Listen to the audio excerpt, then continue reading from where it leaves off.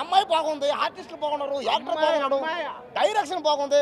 మా ఓడైతే అమ్మాయి కోసం చచ్చిపోయినాడు, కొట్టేసుకున్నాడు, గల కొట్టేసుకున్నాడు. అంతే వీడు కారిపోయినాయన్ని పడిపోతున్నారు జనాలు. ఒక పక్క థియేటర్లో ఆ వయసులో అందాన్ని చూసి పడిపోతున్నారు. అంతే బేబీ సినిమాలో ఎలా న్యాయం చేసిందో, కానీ ఆ సినిమాలో ఇద్దరితో చేసింది. ఈ సినిమాలో హీరో ఒక్కడితోనే న్యాయం చేసింది. ఈ సినిమాలో హీరోయిన్ చేసిన తప్పు ఏందండి? ఎందుకలా మాట్లాడుతాను మీరు? ఈ సినిమాలో హీరోయిన్ ఏం చేసింది? ఆ సినిమా హీరోతోనే చేసిందంతా.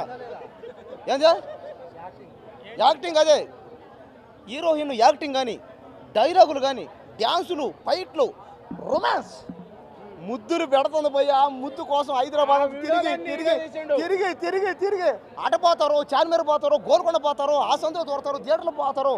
వాళ్ళకి ముద్దు పెట్టుకోవడానికి చోటే లేకుండా పోతుంది. దయచేసి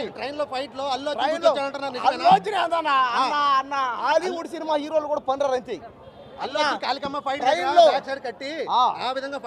అంతకు మించి ఇది ఒక 1000 రెట్లు. ఇది అంతకు మించి ఈ సినిమా ఖచ్చితంగా పోయా సినిమా